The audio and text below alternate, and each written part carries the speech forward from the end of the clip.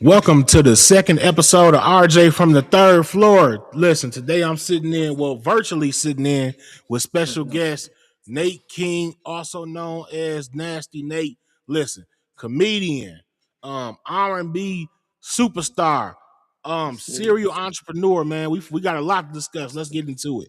Hey man, how you feeling today? Man, I'm feeling good as hell. Been in the house. We've been in the house about 3 days.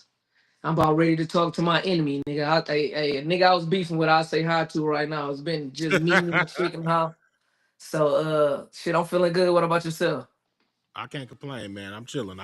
I'm doing all right. Just left the gym. I'm feeling good. I felt like I Nice. lost a quarter, a fraction of a pound. You know what I'm saying? So I'm gonna go celebrate at Golden Corral.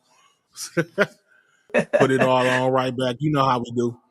Yeah, Hey definitely. man, listen. So this is the second episode. You were one of the people I couldn't wait to get in here. I had to So part of the goal of this show is to get people their flowers that don't normally get them. You know what I'm saying? That had that Yeah, people don't know. Are the main reason, and it's not discrediting nobody that was doing comedy before you, but you are like the main reason that people come to comedy shows in Flint.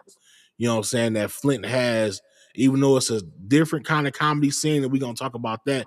You are one of the main reasons Flint has a comedy scene. Period. You know what I'm saying? You open the door for so many of us. You know what I'm saying, to do our thing to make some money. it's You real. for the longest time, you was that guy. You and your notorious brand. Can I is it Yes, can I sir. say it without getting in trouble? Come on now. Guaranteed you Uh, can. bitch, you through. You know what I'm saying? Them Get shirts you were selling through. all through the city. You know what I'm saying? Listen, Mm-hmm. I made me a bankroll. I made me a bankroll off them. I know I was there.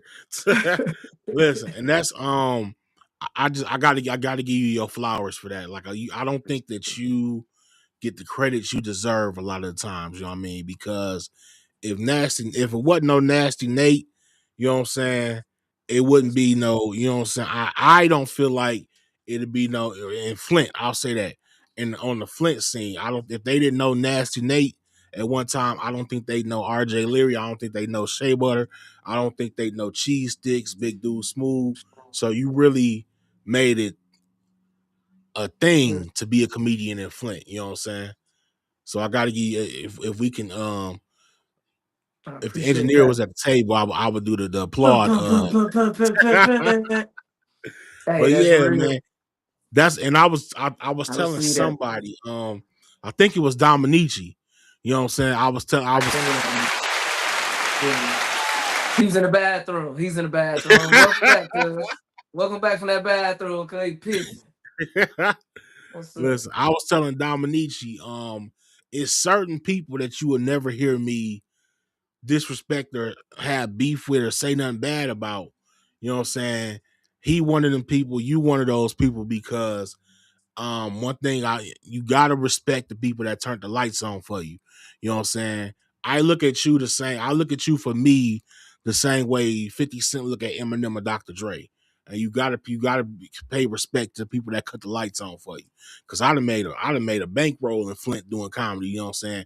I was doing comedy before I came back to Flint from college, but I'd have made so much money and got to work with so many people and big names, you know what I'm saying, in Flint because of you. That's So real. yeah, man. Let me. What's your? How long you been doing comedy now? Going on 13. Shit, it feel like more than that, but yeah, 13 years then crept bass like that. Ever since the first show I stumbled upon on a random Sunday night at Mona's, I ran into Mhm. Big Juicy that changed the whole game for me. Rest So in peace, Monas. And shout out yeah, Big Juicy as well. shout out Big Juicy, man. I ain't know nothing about it. And it was crazy because the it came full circle because I already was like hustling throughout the city. So me doing comedy or even running into it, not only was it new to me, it was new to anybody that was around me. So even people hearing about, hey, I'm finna do a comedy show, they're like, a comedy show where? So it was making people ears stand up to even hear that comedy was happening in the city, because it ain't too many people that they knew. And I think it really was just being it within my generation that made it hit, because Big Juicy had been holding it down. You know, she had been doing comedy, and she was in a different generation from ours. So it was just like the same Absolutely. as when the young people come and they get a hold of something.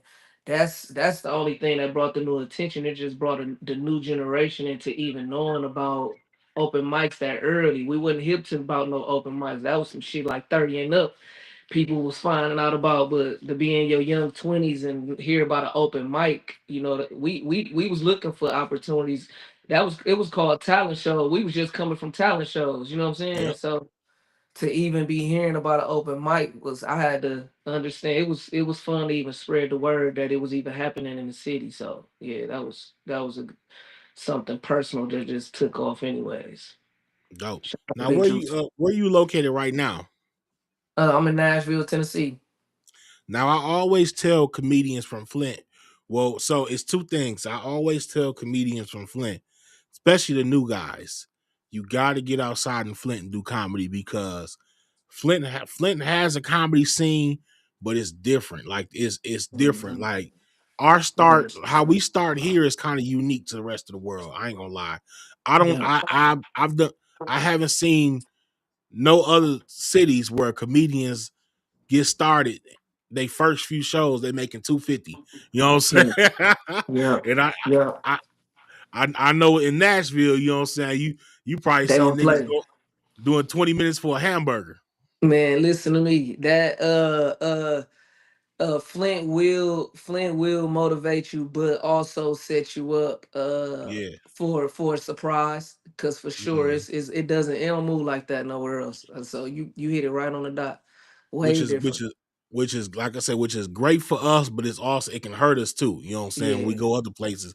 Um, It's gonna I culture shock you. Shit, it's gonna yeah, culture shock you for sure. even right next door in Detroit, like one of the Detroit comedians, they was like, nigga, we love doing shows. Jay Will, like, nigga, we love doing shows in Flint because they pay Yeah. like twice as much than what we make in Detroit.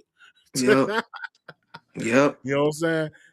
And they was like, shit, we don't book y'all Flint comedians. Y'all making too much money in the city. What I look like Man. telling you to come 160 miles for $100. No, no, no, no lie. I literally made it up to about, $700 or something, like to do like a little headline, and Yeah, these weren't big shows, so that is something different for somebody to be like, hey, I got 700, or you can keep all of this. Yeah, it motivates you. In the same time, it make you think of it different than what is really happening. Cause in hmm Nashville, man, it's some comedians I know down here that's shit dinner sleeping in a car to show the grind and the hustle, but the money come, they feel as though if you got it's still in exchange for the exposure for your time, you know what I'm saying? Like absolutely. everybody else play it like that. Hey, no, your big break gonna come from you putting your own work in, and shit, they feel like your craft should pay you. So anywhere else is more like, shit, you hustle your own grind. It's just my job just to put you in front of faces. So that's a lot of the rest of the world approach, and that's why it takes so long, and people really have to put themselves on a tour, you know what I'm saying, to really, Hmm. so they not just exerting themselves in this area, because once you show you'll do it, they gonna push you to the limit, you know what I'm saying. Yep. Once you show, hey, yeah, I do care about my craft enough to not be worried about the money. I want to show them how funny I am. Soon they see that, oh man, the money will move real slow, Hmm. real I, slow. I can't even lie with myself. I've turned down some big opportunities because wasn't no money in it. You know what I'm saying? And thought about that later, like, man, yeah, I should have did that. You know, Hmm. Hmm. I'm spoiled. You know what I'm saying? Yeah. Even even for the longest time, it was like I ain't finna drive to Detroit. I ain't finna go, you know what I'm saying? Kool-Aid was hitting me every weekend, trying to get me to come out to shows he had going on, to come to his Monday at Baker's. I'm like, Hmm. yeah, the gas, and I don't feel like it. So now I do that Yep. in a heartbeat. Yep. Yep. Mhm. But you know what? That's why I feel like most comedians had that phase where you gotta really talk to yourself. Like you gotta remind yourself what your end goal is, Mm, because you will become used. You know what I'm saying? Like a